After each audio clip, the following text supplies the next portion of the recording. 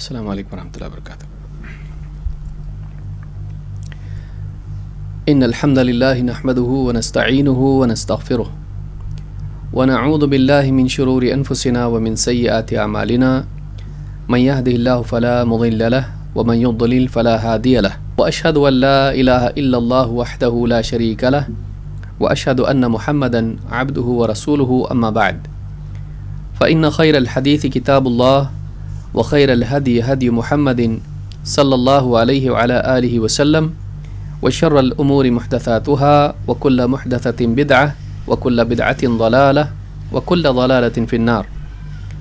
قال الله تبارك وتعالى لقد من الله على المؤمنين إذ بعث فيهم رسولا من أنفسهم يتلو عليهم آياته ويزكيهم ويعلمهم الكتاب والحكمة وإن كانوا من قبل لفي ضلال مبين. قابل احترام فضیلۃ الشیخ مختار احمد مدنی حفظہ اللہ، دیگر اہل علم، میرے محترم دینی بھائیوں اور قابل احترام اور بہنوں، اللہ رب العالمین کے احسانات میں سے ایک عظیم احسان یہ ہے کہ اللہ رب العالمین نے ہمیں اسلام جیسا عظیم الشان دین عطا فرمایا، جس میں زندگی گزارنے کے طریقے، جس میں زندگی گزارنے کے اصول انسان کو دیے گئے ہیں، عقائد، عبادات، اسی طرح سے معاملات، اخلاقیات و آداب، اور اس طرح سے زندگی کے سارے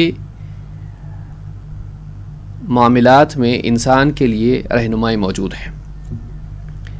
اسی طرح سے اللہ تعالیٰ کے احسانات میں سے ایک بہت ہی عظیم احسان یہ ہے کہ اس دین کی تعلیم کے لیے اور اس پر عمل سکھانے کے لیے اللہ تعالیٰ نے محمد عربی صلی اللہ علیہ وسلم کو ہماری طرف رسول بنا کر بھیجا۔ آپ نے نہ صرف اپنے اقوال سے بلکہ اپنے افعال سے انسانیت کو اللہ کی مرضیات کا علم دیا۔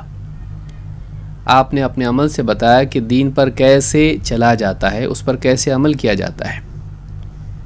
لہٰذا انسان کی سعادت یہ ہے، خصوصاً ایک مسلمان کی سعادت یہ ہے کہ وہ رسول اکرم صلی اللہ علیہ وسلم کی تعلیمات، آپ کے اقوال اور آپ کے افعال کا علم حاصل کرے، وہ دین کو سیکھے اور اس دین پر عمل کر کے اللہ کو راضی کرے، دنیا میں بھی کامیاب ہو اور آخرت میں بھی سعادت نصیب اس کو ہو۔ پچھلے دروس میں اخلاقیات سے متعلق باتیں ہم دیکھ رہے تھے، اور باب البر والصلہ، نیکی اور اسی طرح سے صلہ رحمی اور لوگوں کے ساتھ بھلے سلوک کے بارے میں ہم دیکھ رہے تھے۔ آج اسی سے متعلق حدیث نمبر 9، ہم اسی باب کی حدیث نمبر 9 دیکھیں گے۔ حدیث کے الفاظ ہیں: عن جابر رضی اللہ عنہ قال قال رسول اللہ صلی اللہ علیہ وسلم کل معروف صدقہ، اخرجہ البخاری۔ جابر رضی اللہ تعالیٰ عنہ سے روایت ہے، فرماتے ہیں اللہ کے رسول صلی اللہ علیہ وسلم نے ارشاد فرمایا: کل معروف صدقہ، ہر بھلائی صدقہ ہے، ہر بھلائی صدقہ ہے۔ اخرجہ البخاری، امام البخاری نے اپنی صحیح میں اس حدیث کو روایت کیا ہے۔ اس حدیث میں بات بتائی گئی ہے کہ اسلام میں ہر نیکی صدقے کے برابر ہوتی ہے۔ دنیا میں بھلائی یہی مانی جاتی ہے کہ ایک انسان اپنے مال سے کسی کو کچھ دے، اس لیے کہ یہاں پر مال سے ساری چیزیں مل جاتی ہیں۔ انسان کے پاس اگر پیسہ ہو تو وہ لوگوں سے مختلف قسم کی خدمات لے سکتا ہے، اسی طرح سے اسی پیسے سے وہ دنیا کی بہت ساری منفعت کی، آرام کی، لذت کی چیزیں حاصل کر سکتا ہے۔ تو چاہے وہ چیزیں ہوں یا لوگوں کی صلاحیتیں ہوں، ان کی خدمات ہوں، پیسے کے ذریعے سے ملتا ہے۔ لیکن اس حدیث میں بتایا گیا ہے کہ ایک انسان جو بھی بھلائی کرتا ہے وہ صدقہ ہوتی ہے۔ اس سے بات سمجھ میں آتی ہے کہ ایک انسان اگر مالدار نہ ہو اور غریب بھی ہو، ایسا آدمی بھی صدقے کی نعمت حاصل کر سکتا ہے، اس نیکی کو پا سکتا ہے، کیونکہ انسان کے ذہن میں بات آ سکتی ہے کہ میرے پاس تو پیسہ نہیں ہے، پھر میں غریبوں کی مدد نہیں کر سکتا، تو صدقہ کرنے سے میں محروم رہا۔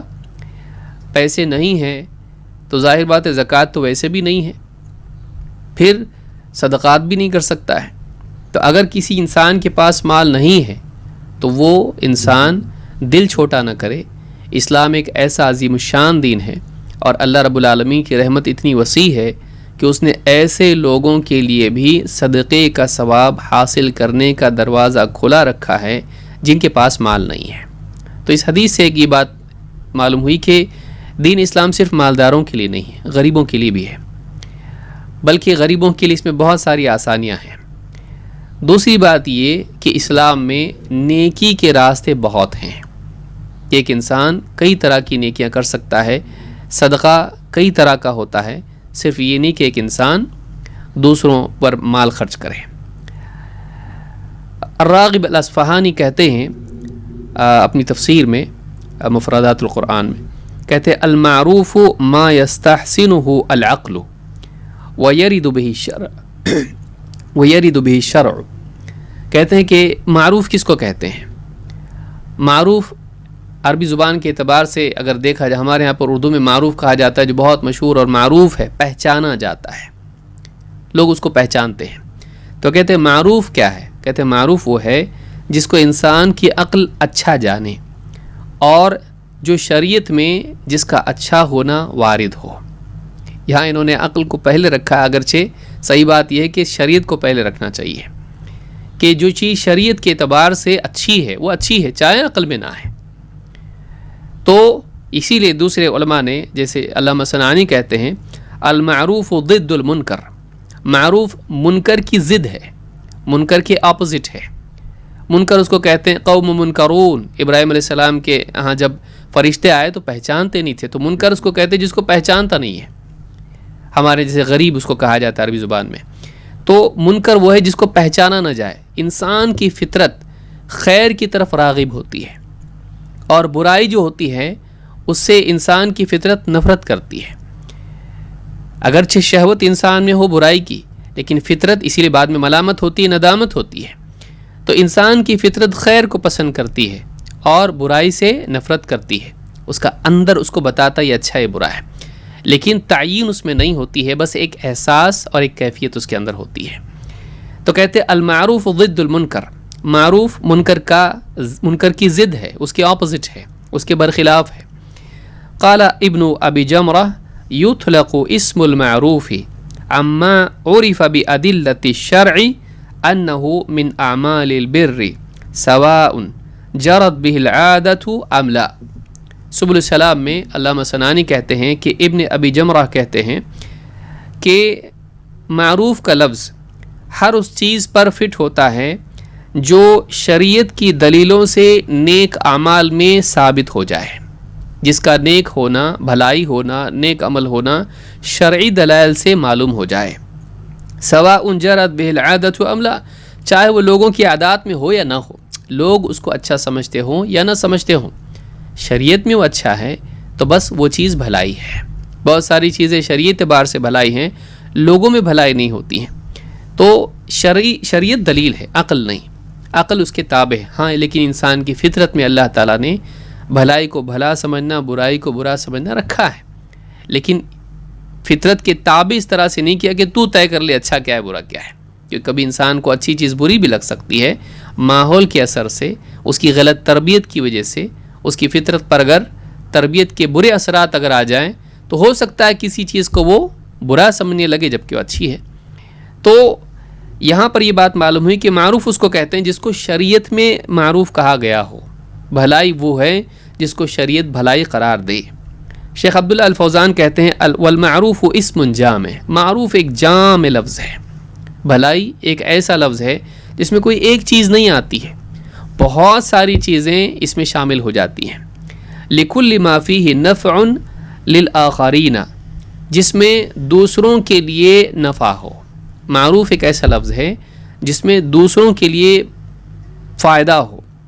من قول او فعل، چاہے وہ قول کے ذریعے سے ہو، چاہے وہ فعل کے ذریعے سے ہو. چاہے کوئی آدمی کسی کو اچھی بات کہے وہ بھی بھلائی ہے، چاہے کسی کے ساتھ میں انسان اس کی خدمت کرے یا اس کو فائدہ پہنچائے اپنے عمل سے، اس کو کھانا کھلائے، کپڑے پہنائے، تو یہ بھی معروف ہے عمل کے ذریعے سے. فَيَدْخُلُ فِي ذَلِكَ كُلُّ نَفْعٍ بَدَنِيٍّ أَوْ مَالِيٍّ أَوْ عَمَلِيٍّ، اس میں ہر قسم کا نفع داخل ہے، چاہے وہ بدنی ہو، مالی ہو یا عملی ہو۔ ایک آدمی کسی ڈوبتے کو بچا لے، بھلائی ہے، یا کسی انسان کسی غریب کو پیسہ دے دے کہ وہ اپنے وطن کو لوٹ جائے یا کچھ کھا لے، یہ بھی معروف ہے۔ یا اسی طرح سے کوئی دوسرا عمل انسان کرے، چاہے وہ ذکر کرے، تلاوت کرے، نماز پڑھے، یہ بھی معروف ہے۔ یا دوسرے کو نفع پہنچائے، جیسے تعلیم ہے۔ تو اس طرح سے ساری چیزیں جو انسان کرتا ہے یہ معروف میں ہے۔ او توجیہ لخیر دینی او مصلحت دنیویہ، چاہے انسان کی رہبری انسان کرے دینی اعتبار سے یا کسی دنیوی مصلحت کی طرف، جس میں اس کی دنیوی مصلحت ہو، ایسی چیز کی طرف رہنمائی کرے۔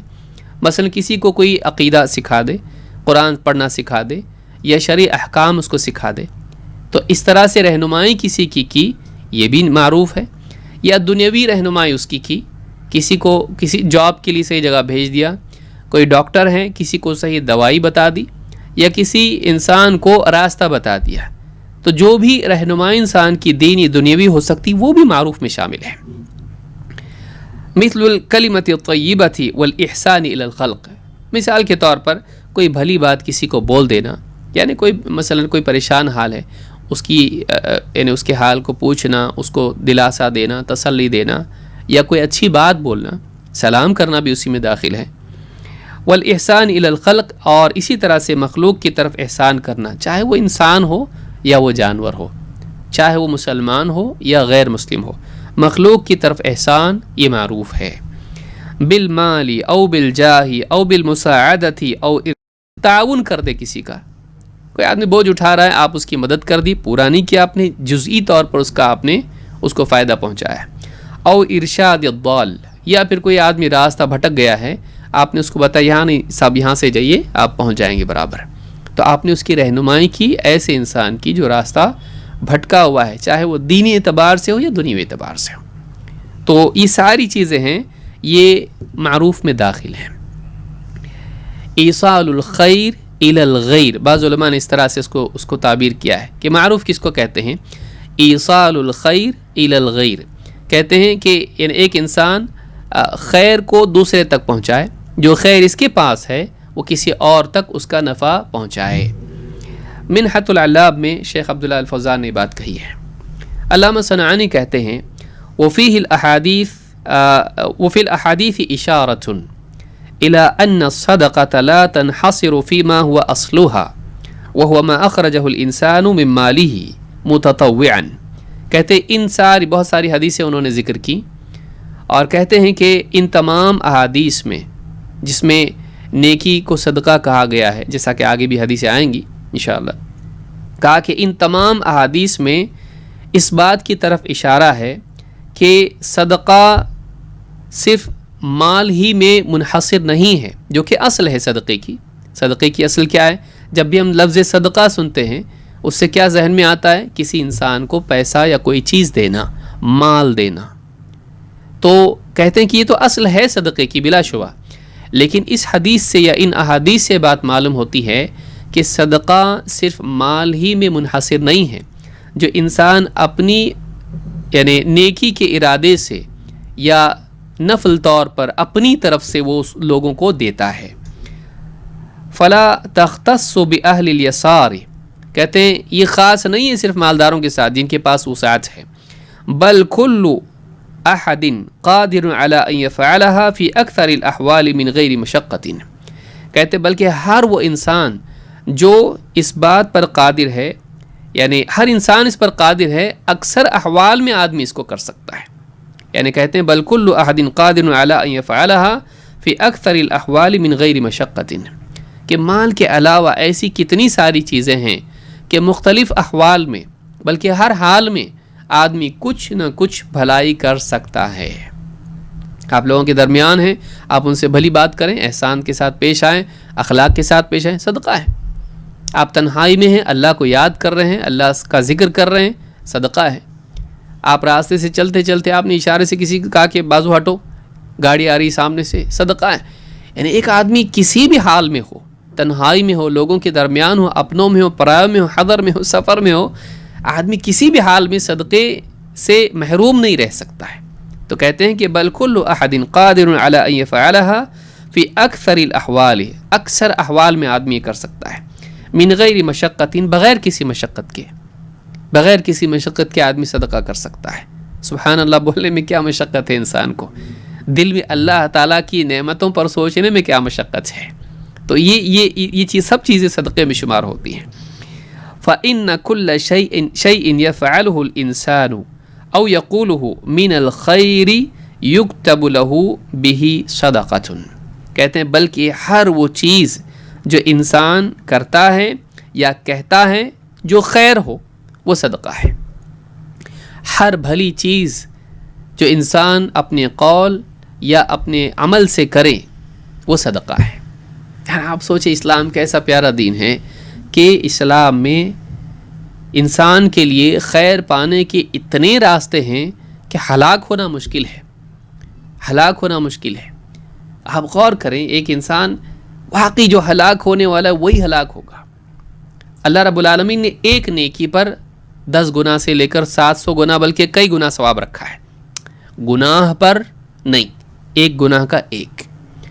ٹھیک ہے بھائی، گناہ ہو گیا اس سے تو اب توبہ کر کے بھی تو واپس آ سکتا ہے، وہ گناہ معاف ہو جاتا ہے، لیکن نیکی ضائع نہیں ہوتی، اللہ سنبھال کے رکھتا ہے۔ اس کو یاد رکھنا نہیں ہے، اللہ اپنے پاس اس کو لکھ کے رکھتا ہے، فرشتے لکھ رہے ہیں اللہ کی طرف، اللہ کے لیے۔ اب ایک آدمی یعنی کتنی نیکیاں کرتا ہے، کتنے گناہ اس کو ثواب ملتا ہے، گناہ ایک ہی گناہ۔ اب بتائیے، اور اتنے سارے راستے نیکیوں کے ہیں، بلکہ بعض اوقات آدمی نیکی عملاً نہیں کر پاتا ہے، فعلاً نہیں کر پاتا ہے، دل میں اس کی نیت کر لے، سچی نیت ہو، ایک ثواب ایک نیکی اس کو ملتی ہے، وہ صرف اس نیکی کرنے پر، اور اگر کر بھی لے نیکی عملاً تو 10 گنا سے کئی گنا تک ملتا ہے۔ کبھی عاجز ہو جاتا ہے، نیکی نہیں کرنے کی پوزیشن ہوتی ہے، لیکن صرف انسان کی سچی طلب اور سچا ارادہ اس کے لیے نیکی کا بدل بن جاتا ہے۔ پھر اسی طرح سے نیکی جو کرنے کے کام ہیں، چاہے فرائض ہوں، آدمی بھول جائے، وقت پہ نہ کر پائے، اللہ کی طرف سے اس کے لیے معافی ہے۔ ربنا لا تؤاخذنا ان نسینا او اخطانا، وہ بھی گناہ نہیں لکھا جاتا ہے جس میں انسان کی نیت نہ ہو، وہ خطا ہے۔ تو آپ سوچئے کہ انسان کے لیے اتنے اللہ نے آسانیاں پیدا کی ہیں، کیسے ہلاک ہوگا وہ؟ واقعی وہی ہلاک ہوگا جو ہلاک ہونے لائق ہے۔ کوئی آدمی اللہ رب العالمین سے شکایت نہیں کر سکتا ہے، اللہ نے جنت کو آسان کیا ہے کہ انسان کے لیے نیکی کرنے کے اسباب زیادہ ہیں، گناہ سے تو بس بچنا ہے، اس کو کرنا کیا ہے اس کو۔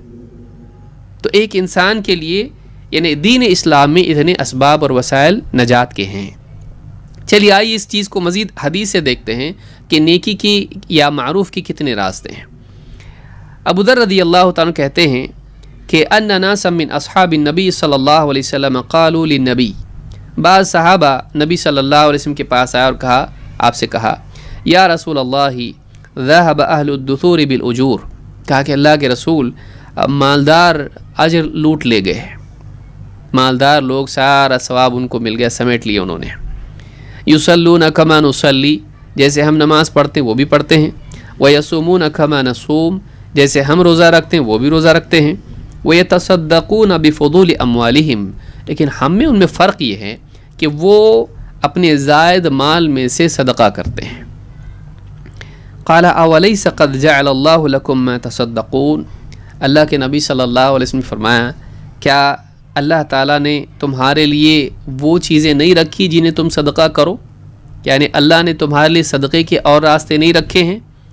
ان بکل تسبیحۃ صدقہ، تمہارا اللہ کی تسبیح کرنا، پاکی بیان کرنا، سبحان اللہ کہنا بھی صدقہ ہے۔ وکل تکبیرۃ صدقہ، اور ہر تکبیر اللہ کی بڑائی بیان کرنا، اللہ اکبر کہنا صدقہ ہے۔ وکل تحمیدۃ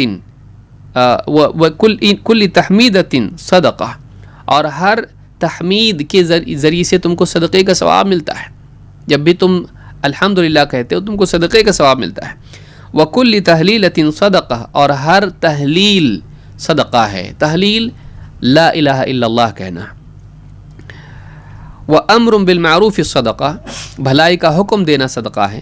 وَنَهْيٌ عَن مُنْكَرٍ صدقہ، اور کسی بھی چھوٹی سے چھوٹی برائی سے روک دینا یہ بھی صدقہ ہے۔ وَفِي بُضْعِ أَحَدِكُمْ صدقہ، اور تمہارا اپنی بیوی سے اپنی خواہش پوری کرنا یہ بھی صدقہ ہے۔ قالوا یا رسول اللہ अयाति अहदुना शहवतहु व यकूनु लहु फीहा अज्र। साहबा को ताजुबा कहा, अल्लाह के रसूल, आदमी अपनी शहवत पूरी करता है और इस पर भी उसको अज्र मिलेगा? क़ाल अरअयतुम लौ वदअहा फी हरामिन अकान अलैहि फीहा विज़्र। कहा कि तुम्हारा इस बारे में क्या कहना है, तुम क्या समझते हो, अगर वो अपनी ख्वाहिश हराम रास्ते से पूरी करता तो क्या उस पर गुनाह नहीं होता? फ़कज़ालिका इज़ा वदअहा फ़िल हलाली कान लहु अज्र। बस इसी तरह से जब उसने हलाल तरीक़े से अपनी ख्वाहिश पूरी की तो उसके लिए अज्र ज़रूर है। यानी उसने इंतखाब किया, उसके लिए ज़िना का रास्ता भी खुला हुआ था लेकिन उसने निकाह का रास्ता अपनाया, तो अल्लाह ताला की हराम को छोड़कर हलाल को जो इख्तियार किया, ज़ाहिर बात है तक़वा ही है और इस पर भी उसको सवाब मिलेगा। तो इमाम मुस्लिम ने किताब ज़काह में इसको रिवायत किया, हदीस नंबर 1006।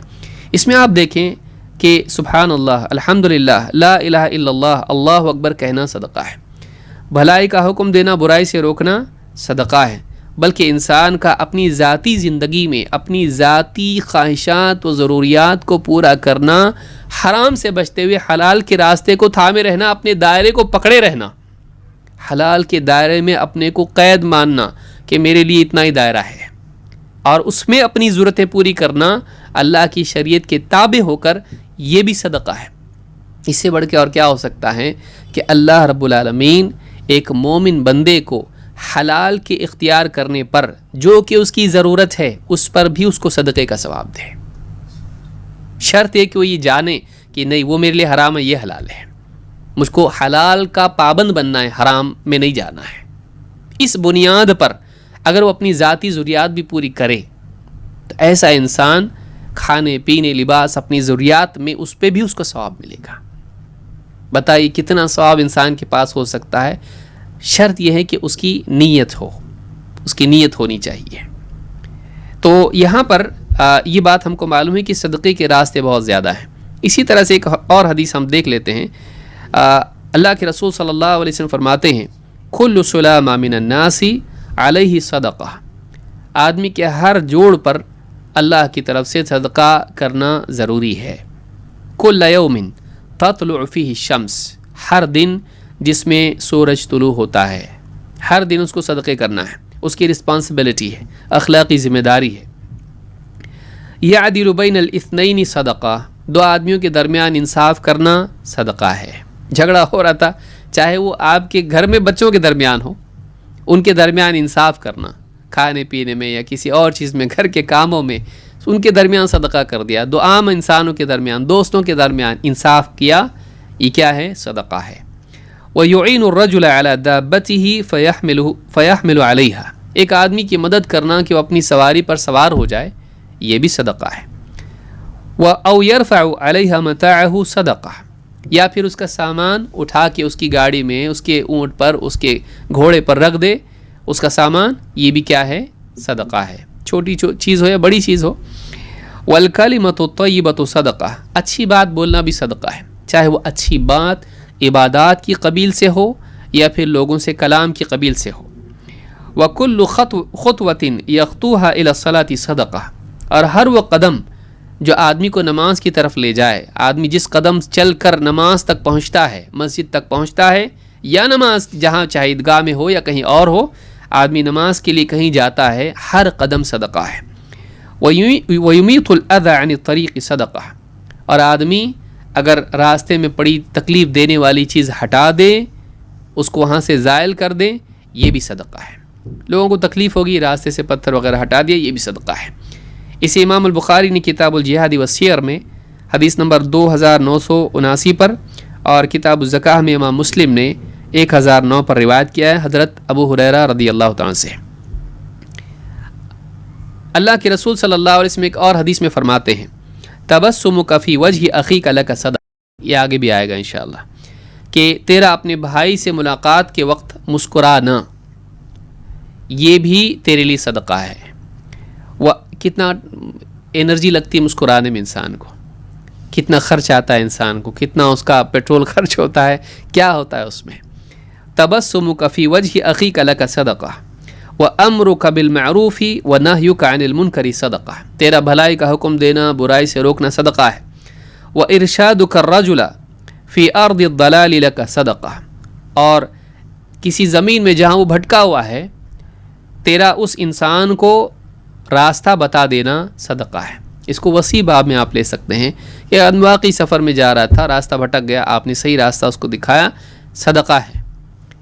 لیکن آپ اس کے اور بھی معنی وسیع معنی لیں کہ ایک آدمی ایسے علاقے میں رہتا ہے جہاں پر گمراہی عام ہے، آپ اس کو رہنمائی دیں، چاہے وہ مل کر ہو یا فون پہ ہو یا کسی ذریعے سے ہو، ویب سائٹ کے ذریعے سے ہو، آپ نے اس کی رہنمائی کی، آپ کے لیے صدقہ ہے، بلکہ بہت بڑی نیکی ہے۔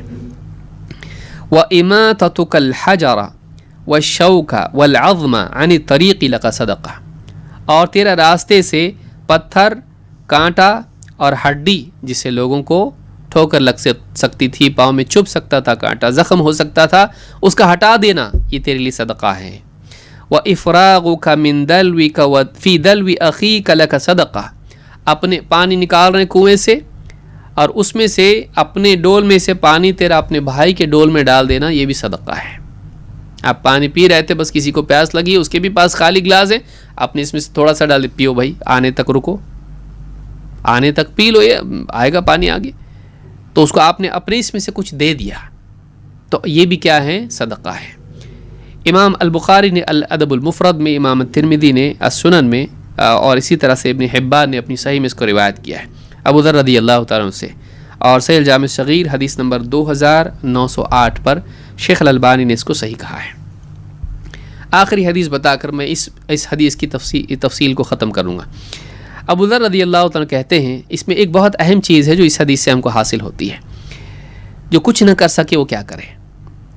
عن ابی ذر قال قلت یا رسول اللہ ای الاعمال افضل، کہتے ہیں میں نے پوچھا اللہ کے رسول، سارے اعمال میں سب سے افضل عمل کون سا ہے؟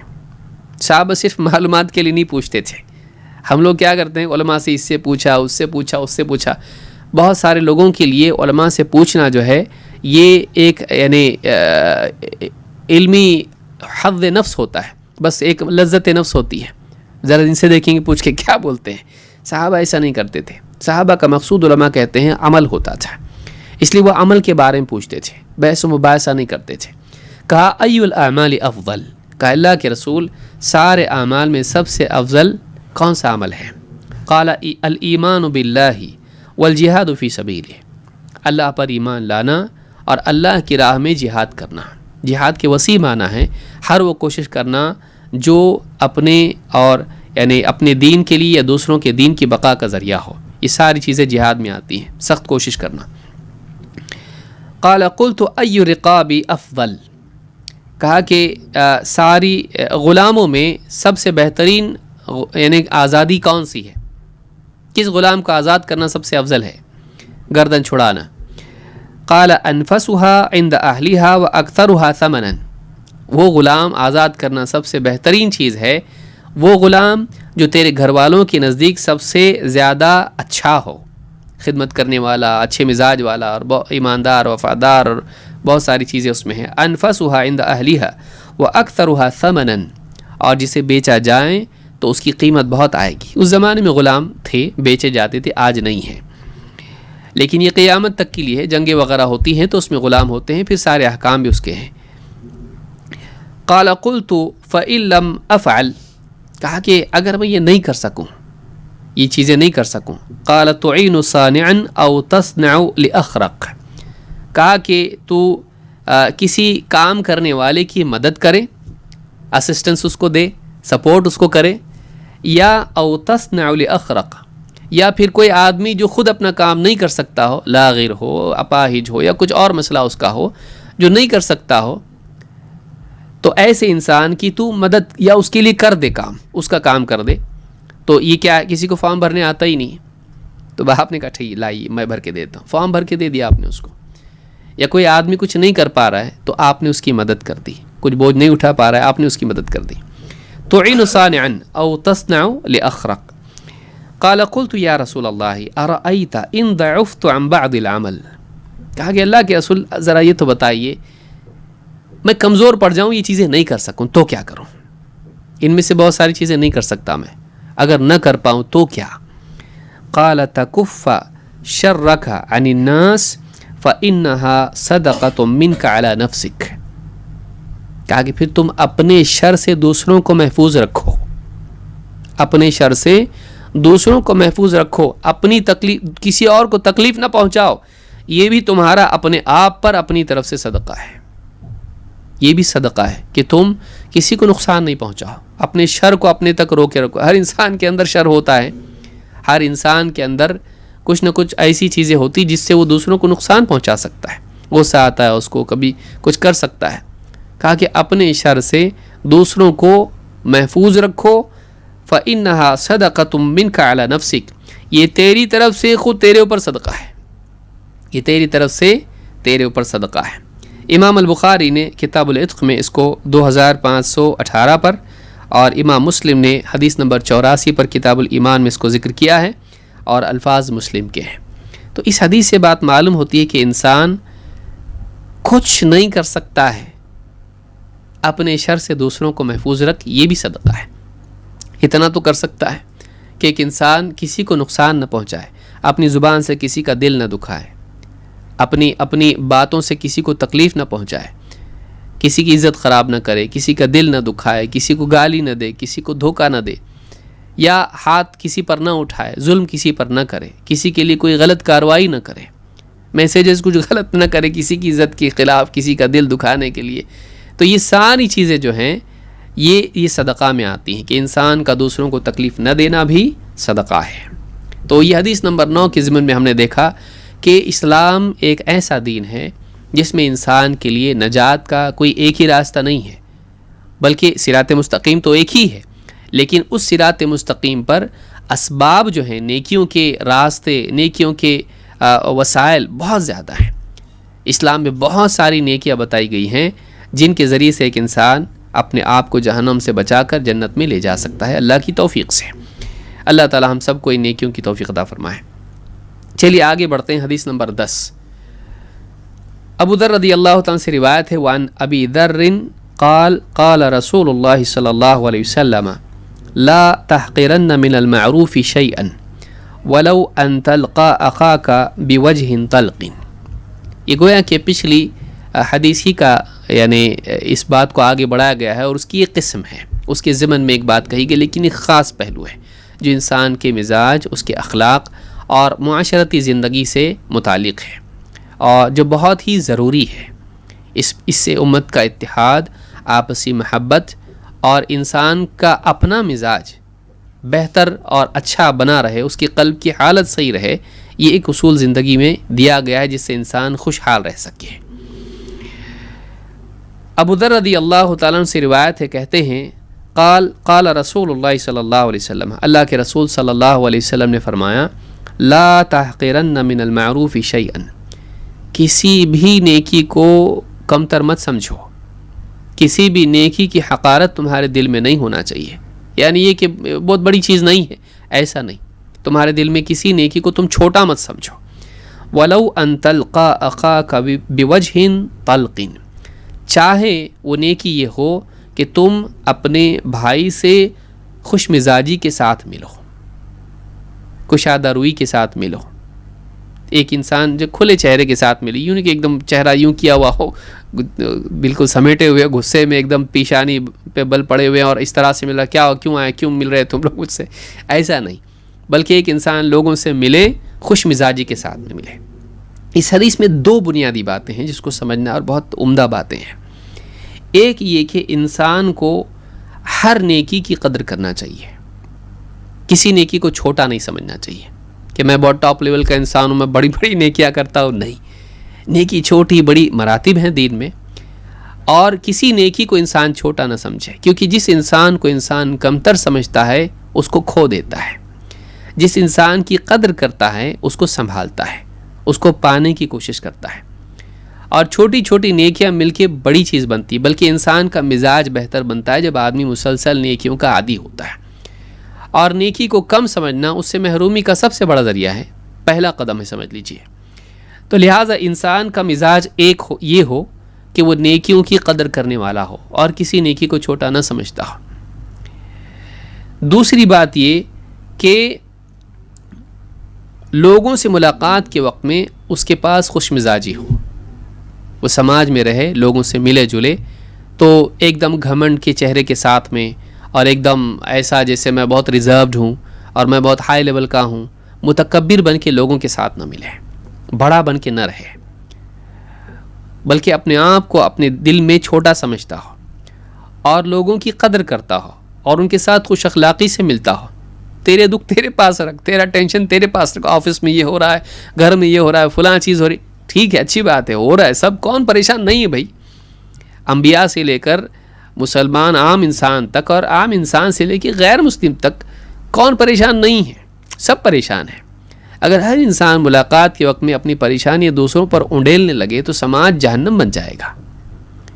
ایک انسان اپنی پریشانیوں کے باوجود لوگوں سے جب ملاقات کرے تو وہ خوش مزاجی کے ساتھ ان لمحات سے محظوظ ہو، تاکہ وہ کم سے کم اس کے لیے صحرا میں بالکل یعنی آسانی دخلستان کی طرح ہو جائے۔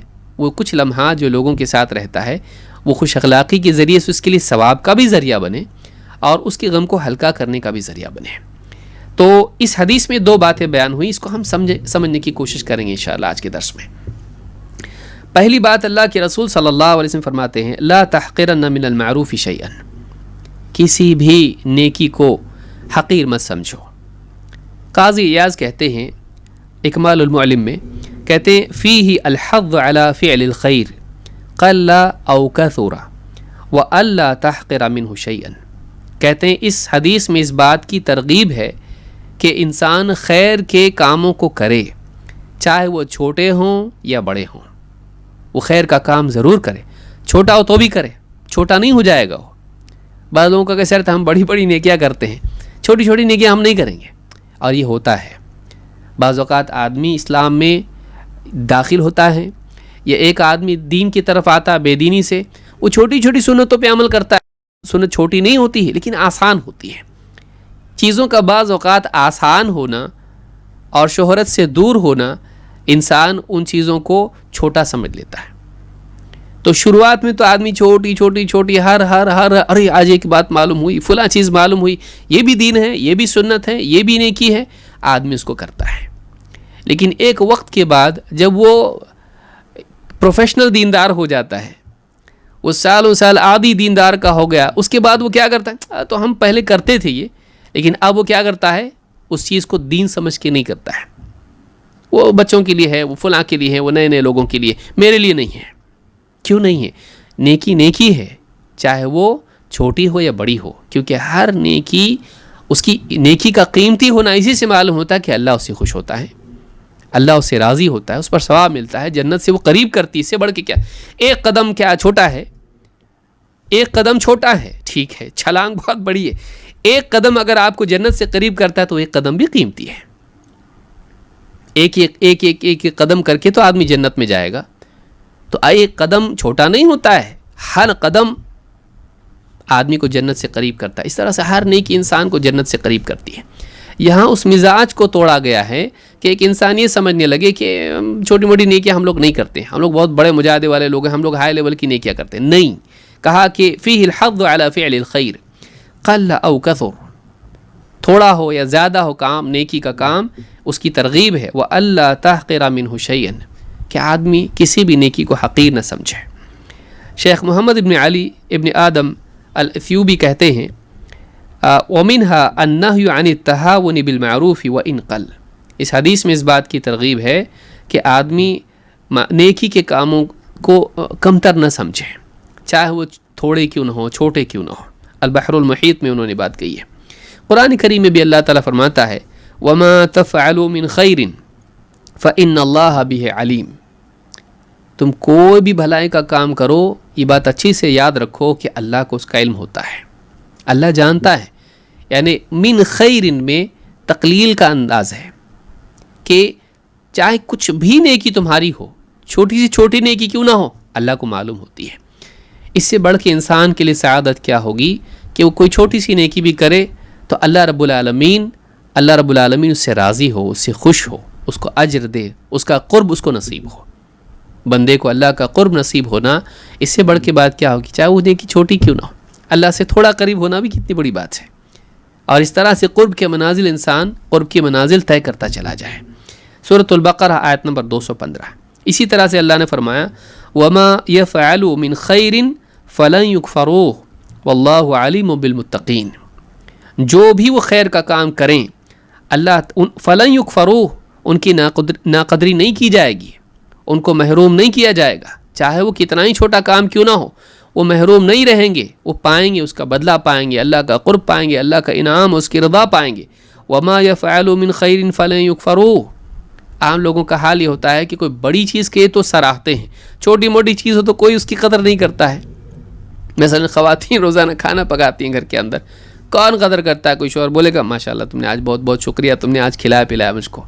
یا بیوی، شوہر روزانہ جاب پہ جاتا ہے آتا ہے، کبھی بیوی اس کو بولتی ہے اچھا کیا آج کام پہ گئے آپ، آج کی تنخواہ آ گئی الحمدللہ، نہیں، اس کو عادت سمجھ لیا جاتا ہے۔ تو انسان کا یہ حال ہے، اللہ کا معاملہ ایسا نہیں ہے۔ بندہ چھوٹے سے چھوٹی نیکی کرتا ہے، اللہ اس کی قدر کرتا ہے، اللہ کے ہاں وہ انسان قابل قدر بنتا ہے، چاہے وہ کتنی ہی چھوٹی نیکی کیوں نہ ہو۔ وما يفعلوا من خیر فلن يكفروه واللہ علیم بالمتقین، اللہ خوب جانتا ہے متقین کو، اللہ بے خبر نہیں ہے، اللہ کو علم ہے۔ آل عمران 115۔ اسی طرح سے اللہ نے فرمایا فمن يعمل مثقال ذرة خیرا یرہ، اللہ تعالیٰ نے فرمایا کہ فمن يعمل مثقال ذرة خیرا یرہ، کہ جو کوئی انسان ذرہ برابر بھی خیر کرے، نیکی کرے، وہ اس کو قیامت کے دن دیکھے گا۔ وہ نیکی غائب نہیں ہو جائے گی، مٹے گی نہیں، کھو نہیں جائے گی، بلکہ اللہ رب العالمین اس نیکی کو سنبھال کے رکھے گا، اور قیامت کے دن وہ انسان کو ملے گی، اس کے نامہ اعمال میں ہوگی۔ بلکہ بہت سارے اعمال تو یعنی ان کو اللہ تعالیٰ جسم عطا کرے گا کہ انسان کو ملیں گے۔ قبر میں بھی آپ دیکھیے نیک عمل آتا ہے خوبصورت انسان کی شکل میں۔ تو فمن يعمل مثقال ذرة خیرا یرہ، کہ جو کوئی ذرہ برابر بھی نیکی کرے وہ ضرور قیامت کے دن اسے دیکھے گا، یعنی پائے گا اس کو۔ سورہ الزلزلہ میں آیت نمبر 7 میں اللہ نے بات کہی ہے۔ تو اس سے بات معلوم ہوئی کہ ایک انسان کسی نیکی کو کم نہ سمجھے، کیونکہ ہر نیکی انسان کے نام اعمال میں جمع ہوتی ہے، اور جب بہت سی نیکیاں جمع ہوتی ہیں تو آدمی کا درجہ بڑھتا ہے، اللہ کا قرب ملتا ہے، اور آخرت میں ایک نیکی کی وجہ سے اگر آدمی جہنم میں چلا جائے، کم ہو گئی، گناہ بڑھ گئے، کیا کرے گا بتائیے؟ کوئی دے گا اس کو نیکی؟ ماں باپ، بھائی بہن، دوست احباب، کون دے گا اس کو نیکی؟ اس دن یعنی آدمی اپنے بھائی سے، اپنے باپ سے، اپنی ماں سے، اولاد سے، بیوی سے، ہر ایک سے بھاگے گا۔ اس دن کوئی کسی کے کام نہیں آئے گا۔ اس دن انسان کے پاس نیکیاں ہوں گی، وہ بچے گا۔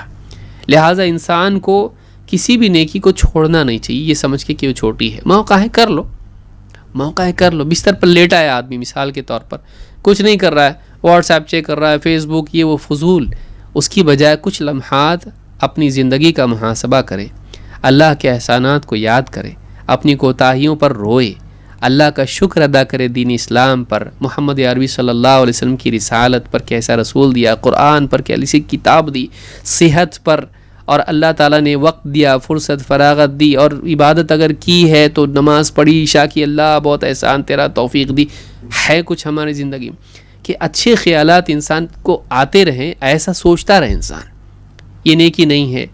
تو انسان کو چاہیے کہ اپنی قلب کو ہمیشہ معمور رکھے اچھے خیالات سے، جن کے ذریعے سے اس کو دنیا میں بھی سکون ملے اور آخرت میں بھی سکون والی جنت نصیب ہو۔ تو وقت ہو گیا ہے، تو یہ پہلا حصہ حدیث کا ہے، جیسے اذان ہوگی میں انشاءاللہ رک جاؤں گا۔ دوسرا حصہ ہے وَلَوْ أَن تَلْقَى أَخَاكَ بِوَجْهٍ طَلْقٍ، کسی نیکی کو حقیر مت سمجھ، چاہے وہ اپنے مسلمان بھائی سے خوش اخلاقی سے ملاقات ہی کیوں نہ ہو، خوش دلی سے ملاقات ہی کیوں نہ ہو۔ وجہ طلقٍ، کشادہ پیشانی جس کو آپ کہیں، کشادہ روئی جس کو آپ کہیں، کھلے ہوئے چہرے کے ساتھ میں، کھنچا ہوا چہرہ نہیں، ناپسندیدگی کا اظہار اس میں نہ ہو، خوشی کا اظہار ہو ملاقات کے وقت میں۔ اس طرح سے ملنا بھی کیا ہے؟ یہ بھی نیکی ہے، بلکہ بہت بڑی نیکی ہے، معمولی نہیں ہے۔ امام النووی رحمۃ اللہ علیہ فرماتے ہیں فیہ الحث علی فضل المعروف، اس حدیث میں نیکی کی ترغیب ہے، وما تیسر منہ وان قل حتی طلاقۃ الوجہ عند اللقاء، کہتے ہیں کہ اس میں نیکیوں کے کرنے کی ترغیب ہے. جو بھی ممکن انسان سے ہو، جو بھی بن پڑے انسان سے، آدمی نیکی کر لے، چاہے وہ چھوٹی نیکی یا کم نیکی کیوں نہ ہو. حتی طلاقۃ الوجہ عند اللقاء، چاہے وہ ملاقات کے وقت میں لوگوں سے کشادہ روی سے ملنا کیوں نہ ہو. امام نووی نے بات شرح مسلم میں کہی ہے. اسی طرح سے قاضی ایاز کہتے ہیں فیہ ان طلاقۃ الوجہ للمسلمین والانبساط الیہم محمود مشروع مثاب علیہ. کہتے ہیں کہ اس حدیث میں اس بات کی دلیل ہے کہ مسلمانوں سے خوش اخلاقی کے ساتھ، خوش روئی کے ساتھ ملنا اور محبت کے ساتھ میں خوشی کا اظہار کرتے ہوئے ان سے ملنا، یہ اسلام میں ایک پسندیدہ چیز ہے اور شریعت کے اعمال میں سے ہے، نیکیوں میں سے ہے، اور اس پر ثواب بھی ملے گا. تو یہ بات قاضی ایاز نے کہی. اس سے معلوم ہوتا ہے کہ اسلامی معاشرے میں ملاقات کے وقت لوگوں کا ایک دوسرے سے خوشی کا اظہار کرنا یہ ایک نیکی ہے. انشاءاللہ اس سے معلوم ہوتا ہے کہ اسلامی معاشرت کے آپسی ملاقات کے آداب میں سے ایک ادب یہ بھی ہے کہ ایک انسان جب لوگوں سے ملاقات کرے تو وہ خوش اخلاقی سے پیش آئے اور محبت کا اظہار کرے، خوشی کا اظہار ہو. اس تعلق سے مزید احادیث بھی اس باب میں آئی ہیں اور یہاں مناسب ہے کہ ہم ان احادیث کا بھی مطالعہ کریں. اللہ کے نبی صلی اللہ علیہ وسلم کی ایک حدیث سے ایک دوسرا پہلو اس بات کا معلوم ہوتا ہے، وہ یہ کہ آپ نے فرمایا لا یحقرن احدکم شیئا من المعروف وان لم یجد فلیلق اخاہ بوجہ طلق. امام ترمذی نے اس کو روایت کیا ہے، سنن الترمذی، حدیث نمبر 1833. حدیث صحیح ہے.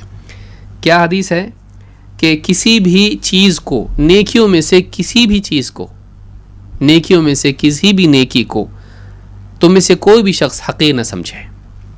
وَإِن لَمْ يَجِدْ، اور اگر وہ کچھ نہ کر سکے، چھوٹی بڑی کوئی نیکی نہ کر سکے، وَإِن لَمْ يَجِدْ فَلْيَلْقَ أَخَاهُ بِوَجْهٍ طَلْقٍ، اگر وہ کوئی نیکی نہ کر پائے تو کم سے کم یہ تو نیکی کر لے کہ وہ اپنے مسلمان بھائی سے خوش اخلاقی کے ساتھ ملے، خوش روئی کے ساتھ ملے، اچھے خوشی کے ساتھ ملے. تو اس حدیث سے بات معلوم ہوتی ہے کہ بہت ساری نیکی آدمی نہیں کر پاتا ہے، غریب ہے، صدقات نہیں کر سکتا ہے، یا آدمی ایسا ہے کہ بہت ساری بڑی بڑی نیکیاں اس سے نہیں ہو پاتی ہیں، کسی کے ساتھ احسان کا بہت بڑا سلوک وہ نہیں کر سکتا ہے. ٹھیک ہے، لیکن کم سے کم یہ تو کر سکتا ہے کہ جس مسلمان سے بھی ملے خوش اخلاقی کے ساتھ ملے. تو یہ جو چیز ہے یہ بھی معروف ہے اور یہ بہت آسان ہے. یہ اتنی آسان ہے کہ ہر آدمی کر سکتا ہے، اس کے لیے کوئی مشکل نہیں ہے، کوئی ایکسٹرا ایفرٹس اس کے لیے دینے نہیں پڑتے ہیں. ہر آدمی مسکرا سکتا ہے. کیا مسئلہ ہے اس کے اندر؟ نہ اس میں کوئی بوجھ ہے اور بوجھ بھی نہیں ہے، اور انسان کے لیے وہ بہترین ذریعہ ہے اس کی مزاج کی بہتری کا. بلکہ خوبصورتی ہی اصل خوبصورتی ہے. انسان کی سیرت کا اچھا ہونا، اس کے مزاج کا اچھا ہونا اس کی خوبصورتی ہے. خوبصورت انسان بھی اگر بد مزاج ہو تو بدصورت دکھائی دیتا ہے، لیکن بدصورت انسان بھی اگر خوش مزاج ہو تو خوبصورت دکھائی دیتا ہے. تو اصل جو یعنی زینت ہے وہ انسان کے اخلاق میں ہے، نہ کہ اس کے ظاہر میں ہے. اللہ کے نبی صلی اللہ علیہ وسلم فرماتے ہیں وَلَا تَحْقِرَنَّ شَيْئًا مِّنَ الْمَعْرُوفِ وَأَن تُكَلِّمَ أَخَاكَ وَأَنْتَ مُنبَسِطٌ إِلَيْهِ وَجْهُكَ إِنَّ ذَلِكَ مِنَ الْمَعْرُوفِ. امام ابو داؤد نے اسے روایت کیا ہے، صحیح جامع صغیر حدیث نمبر 7309. حدیث صحیح ہے.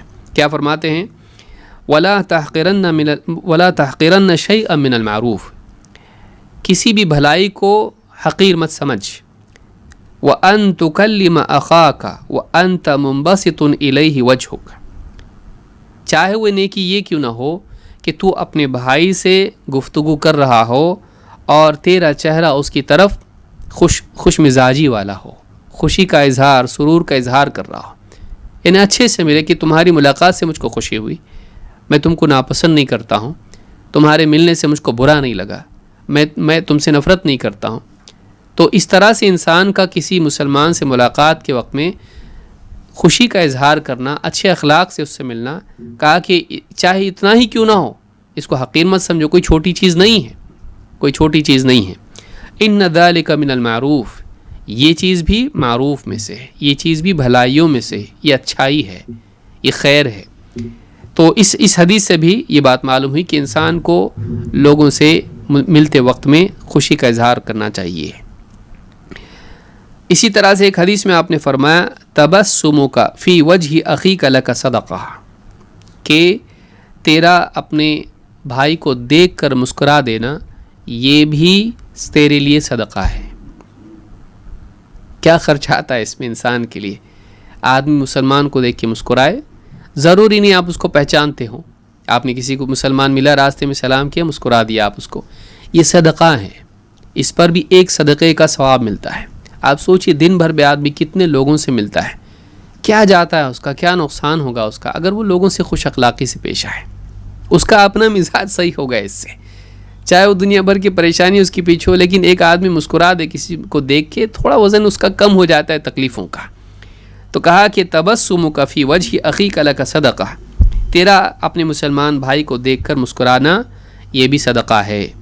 امام البخاری نے الادب المفرد میں، امام الترمذی نے، اور اسی طرح سے امام ابن حبان نے اس کو روایت کیا ہے، اور صحیح الجامع الصغیر حدیث نمبر 2908 حدیث صحیح ہے۔ الراغب الاصفہانی کہتے ہیں قال سفیان ابن عیینہ بنی ان البر شیء ہین وجہ طلیق وکلام لین، یہ ابیات میں سے ہے، محاضرات الادباء میں یہ بات انہوں نے لکھی ہے، جلد 1 صفحہ نمبر 340۔ کہتے ہیں کہ سفیان ابن عیینہ بڑے محدثین میں سے گزرے، اور ان کی حکمت کی باتیں معروف ہیں۔ ابن حجر نے تہذیب التہذیب میں بہت سارے اقوال ان کے ذکر کیے ہیں جو حکمت کی باتیں ان کی ہیں، بلکہ بعض علماء نے ان کے بارے میں کتابیں بھی لکھی ہیں۔ کہتے ہیں کہ وہ اپنے کہا کہ بنیہ ان البر شیء ہین، کہا بیٹا نیکی جو ہے ایک بہت ہی آسان چیز ہے، اس کا بوجھ نہیں ہوتا ہے، وہ ہلکی ہوتی ہے۔ نیکی ایک بہت ہی ہلکی، یعنی یہ نہیں کمتر، نیکی سے مراد، ہلکی سے مراد اس کا بوجھ نہیں ہوتا ہے، آسانی سے آدمی کر سکتا ہے۔ بنیہ ان البر شیء ہین وجہ طلیق وکلام لین، کہتے ہیں کہ نیکی بہت آسان چیز کا نام ہے، خوش روئی سے ملنا، وجہ طلیق وکلام لین، اور نرم بات کرنا، خوش مزاجی سے چہرہ اپنا خوش دلی والا رکھنا، کشادہ روئی والا رکھنا، اور نرم بات کرنا، تو یہ 2 چیزیں ہیں، بس یہ نیکی ہے، اتنا آسان ہے نیکی کرنا۔ 50 لوگوں سے دن بھر میں انسان ملتا ہے، آدمی بس اس بات کو یاد رکھ لے، دن بھر میں کتنے بوری نیکیوں کے گھر پہ لے کے آئے گا، تجوری بھر جائے گی اس کی نیکیوں کی، کتنے لوگوں سے ملتا ہے۔ تو یہ جو چیز ہے نیکی کے بارے میں ہے۔ شیخ عبد الرحمن مبارک پوری رحمہ اللہ فرماتے ہیں تحفۃ الاحوذی میں، جو ترمذی کی شرح ہے، فرماتے ہیں قولہ فلیلق اخاہ بوجہ طلق ضد العبوس، یعنی ایک انسان کا منہ پھلائے رہنا، غصے میں لوگوں سے ملنا، یہ اچھی چیز نہیں ہے۔ یہ جو ہے وجہ طلق جو ہے، یہ اس کا اپوزٹ ہے کہ ایک آدمی منہ پھلائے رہے، غصے سے لوگوں سے ملاقات کرے تاکہ لوگ ڈریں، دبدبا اس کا بنا رہے۔ کیا ضرورت ہے؟ لوگ آپ سے محبت کریں، زیادہ اچھا ہے اس سے کہ آپ سے لوگ ڈریں، کیونکہ جو آپ کے سامنے ڈرتا ہے وہ آپ کے پیچھے آپ سے نفرت کرے گا۔ جو آپ کے سامنے ڈرتا ہے ان میں سے اکثر آپ سے آپ کے پیچھے نفرت کرتے ہیں۔ کیا فائدہ انسان کا؟ انسان سے سامنے انسان ڈرے اور پیچھے سازش کرے، کیا فائدہ؟ پیچھے گالیاں دے، پیچھے مذاق اڑائے، پیچھے اس کی برائی کرے، کیا فائدہ؟ آپ سے ڈر کے فائدہ کیا ہوا آپ کا؟ لیکن ایک انسان آپ کے ساتھ رہے، خوش مزاجی سے رہے، اور آپ کے پیچھے بھی آپ کی خیر خواہی کرے، آپ سے محبت کرے، یہ اصل کمال ہے، یہ اصل بھلائی ہے، یہ اصل خوبی ہے۔ تو کہا کہ فلیلق اخاہ بوجہ طلق ضد العبوس وهو الذي فيه البشاشة والسرور، یہ وہ چیز ہے جس میں انسان بشاشت اور سرور کے ساتھ لوگوں کے ساتھ معاملہ کرے۔ فإنه يصل إلى قلبه سرور، جب ایک آدمی خوش دلی سے لوگوں سے ملتا ہے، خوش مزاجی سے لوگوں سے ملتا ہے، لوگ بھی اس سے مل کے خوش ہوتے ہیں۔ ولا شک ان ایصال السرور الى قلب مسلم حسنہ، اور کہتے ہیں اس میں کوئی شک نہیں ہے کہ ایک مسلمان کے دل کو خوش کرنا یہ بھی نیکی ہے۔ جب آپ اچھے خوشی لوگوں سے ملیں، اچھے اخلاق سے لوگوں سے پیش آئیں، وہ مسلمان بھی خوش ہوگا آپ کے اخلاق کی وجہ سے. تو کسی مسلمان کو خوش کرنا یہ بھی نیکی ہے. اس تعلق سے ایک حدیث بھی ہے. اللہ کے نبی صلی اللہ علیہ وسلم فرماتے ہیں وَأَحَبُّ الْأَعْمَالِ إِلَى اللَّهِ عَزَّ وَجَلَّ سُرُورٌ تُدْخِلُهُ عَلَى مُسْلِمٍ. ابن ابی الدنیا نے اس کو قضاء الحوائج میں اور امام الطبرانی نے الکبیر میں المعجم الکبیر میں اس کو روایت کیا ہے. سیل جامع صغیر حدیث نمبر 176 حدیث حسن ہے. اللہ کے رسول صلی اللہ علیہ وسلم فرماتے ہیں اللہ کے نزدیک تمام اعمال میں محبوب ترین عمل یہ ہے, اللہ کو بہت پسند عمل ہے, اگر کوئی بہت سارے اعمال میں سے محبوب ترین اعمال میں سے ایک عمل کیا ہے, سرور تدخلہ علی مسلم, تو کسی مسلمان کو خوش کر دے, چاہے وہ تیری ملاقات سے ہو, تیری بات سے ہو, احسان سے ہو یا کسی بھی چیز سے ہو. کسی مسلمان کو خوش کر دینا یہ اللہ کو بہت پسند ہے, اللہ تعالیٰ اس سے خوش ہوتا ہے, اللہ اس سے محبت کرتا ہے. تو یہ بھی چیز ہم کو معلوم ہوئی کہ مسلمان کا خوش کرنا نیکی ہے. اللہ کے رسول صلی اللہ علیہ وسلم کا عملی نمونہ اس بارے میں کیا ہے؟ بہت ساری حدیثیں, ہم کچھ حدیثیں اس میں سے دیکھتے ہیں. اللہ تعالیٰ قرآن کریم میں اللہ کے رسول صلی اللہ علیہ وسلم کے بارے میں فرماتا ہے فَبِمَا رَحْمَةٍ مِّنَ اللَّهِ لِنْتَ لَهُمْ. اے نبی یہ آپ کے رب کی رحمت ہے کہ آپ لوگوں کے لیے نرم بنا دیے گئے ہو. وَلَوْ كُنْتَ فَظًّا غَلِيظَ الْقَلْبِ لَانْفَضُّوا مِنْ حَوْلِكَ. اگر آپ سخت زبان, فظًّا غلیظ القلب سخت دل ہوتے, اگر آپ سخت زبان اور سخت دل ہوتے تو یہ لوگ آپ کے پاس سے چھٹ جاتے, دور ہو جاتے آپ سے. لوگ جو آپ سے چمٹے ہوئے ہیں, آپ کے لیے ہمیشہ خادم کے طور پر موجود ہیں, آپ کے لیے اپنی جان تک دینے کے لیے تیار ہیں, آپ کی صحبت ان کے لیے لذت ہے, سکون ہے. کیوں ہے ایسا؟ یہ آپ کے اخلاق کی وجہ سے ہے, آپ کے نرم دلی کی وجہ سے ہے اور آپ کی نرم زبان کی وجہ سے ہے. لیکن یہ بھی اللہ کی رحمت کا اثر ہے کہ اللہ نے آپ پر رحم کیا, کہ آپ کو ایسا بنایا, کہ آپ کو لوگوں کے ساتھ رحم کا سلوک کرنے والا بنایا. تو یہ رسول صلی اللہ علیہ وسلم کا مزاج اور آپ کا اخلاق ہے, جس کا قرآن میں اللہ نے ذکر کیا ہے. ظاہر بات ہے انسان کو جو اخلاق ملتے ہیں اللہ ہی کی طرف سے ملتے ہیں, اللہ کی توفیق سے ملتے ہیں. تو یہاں پر اللہ کے رسول صلی اللہ علیہ وسلم کیسے تھے؟ نرم دل, نرم زبان. اس سے معلوم ہوتا ہے کہ لوگوں کو اپنے سے دور کرنے کا فارمولہ کیا ہے. لَوْ كُنْتَ فَظًّا غَلِيظَ الْقَلْبِ لَانْفَضُّوا مِنْ حَوْلِكَ.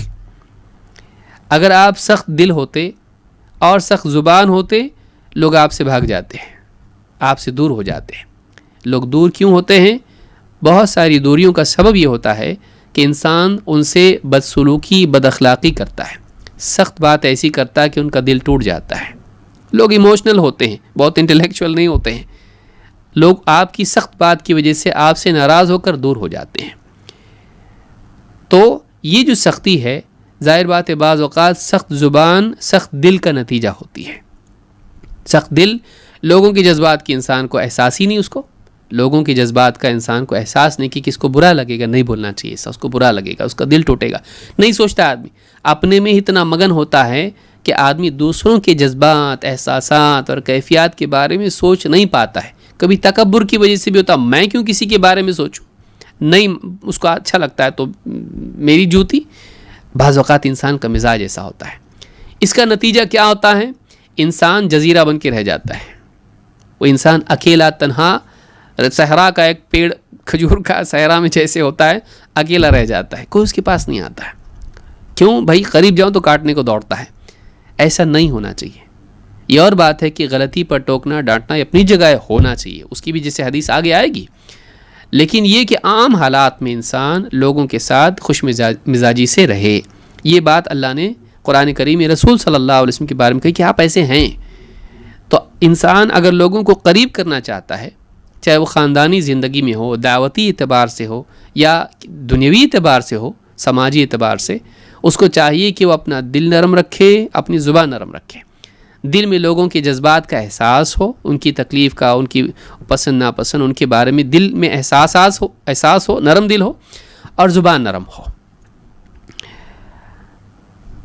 جریر رضی اللہ تعالیٰ کہتے ہیں ما حجبنی النبی صلی اللہ علیہ وسلم منذ اسلمت، جب سے میں نے اسلام قبول کیا، جب سے میں مسلمان ہوا، نبی صلی اللہ علیہ وسلم کبھی مجھ سے چھپے نہیں رہے. ہر وقت میں نے آپ صلی اللہ علیہ وسلم سے ملاقات کی، آپ میرے سامنے ہی رہے، آپ کی زندگی پوری میرے سامنے ہے، کبھی آپ مخفی نہیں رہے مجھ سے. ولا رآنی الا تبسم فی وجہی، اور جب کبھی میری آپ سے ملاقات ہوئی، جب آپ نے مجھے دیکھا تو مجھے دیکھ کر فوراً مسکرا دیے. جب بھی رسول اکرم صلی اللہ علیہ وسلم مجھ سے ملتے، آپ میرا چہرہ دیکھتے ہی مسکراتے ہیں.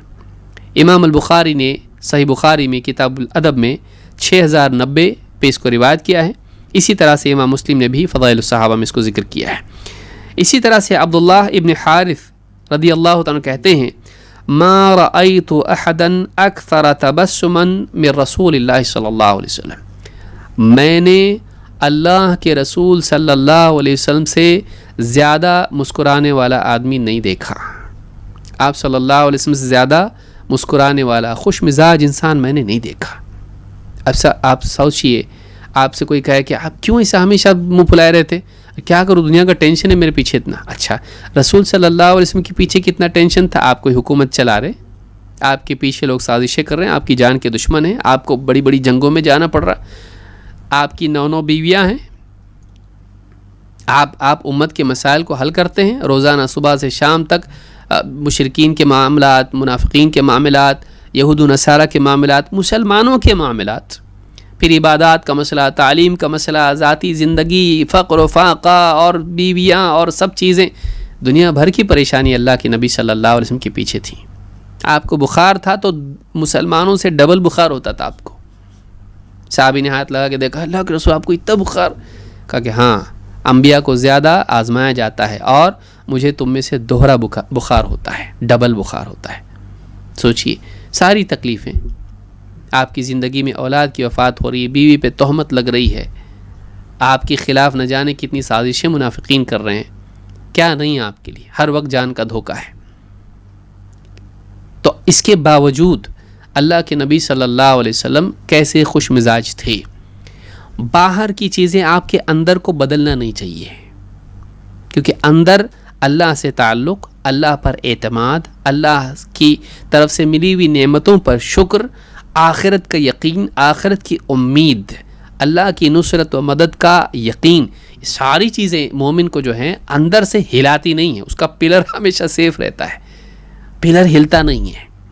نبی صلی اللہ علیہ وسلم کو آپ کبھی فرسٹریٹڈ نہیں دیکھیں گے، حالانکہ اتنی پریشانیاں آپ کے پیچھے تھیں، ایک دم یعنی ڈسٹرب ہو گئے ہیں ایک دم، اس طرح سے کبھی نہیں دیکھیں گے. غصے میں تھے آپ، غصہ آتا تھا آپ کو بھی، لیکن وہ اللہ کی خاطر ہوتا تھا. لیکن آپ ہمیشہ اپنے آپ کو سنبھالے رہتے تھے. اور ان حالات میں بھی دیکھیں، بیویوں کا مسئلہ اتنا بڑا ہوا، حضرت عمر رضی اللہ تعالیٰ گئے اور کچھ بات کی تو اللہ کے نبی صلی اللہ علیہ وسلم مسکرانے لگ گئے. اب اتنا وقت نہیں کہ سارے واقعات بیان کیے جائیں، لیکن آپ صلی اللہ علیہ وسلم ایک خوش مزاج انسان تھے. ہم سے زیادہ مسائل آپ کو تھے، لیکن ان مسائل میں رہ کر بھی آپ صلی اللہ علیہ وسلم نے اپنی خوش مزاجی کو نہیں کھویا. یہ سنت ہے، یہ ایک مسلمان کو بھی یاد رکھنا چاہیے. تو کہتے ہیں کہ ما رأیت احدا اکثر تبسما من رسول اللہ صلی اللہ علیہ وسلم، میں نے اللہ کے رسول صلی اللہ علیہ وسلم سے زیادہ مسکرانے والا شخص نہیں دیکھا. سنن ترمذی حدیث نمبر 3641.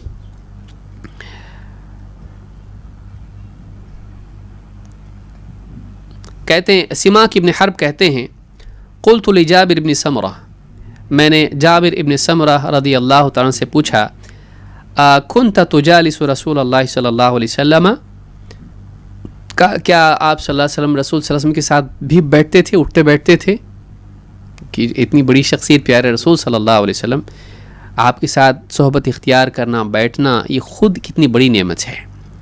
کہا کہ اکنت تجالس رسول اللہ صلی اللہ علیہ وسلم، کیا تمہیں اللہ کے رسول صلی اللہ علیہ وسلم کے ساتھ اٹھنے بیٹھنے کا موقع ملتا تھا آپ کو؟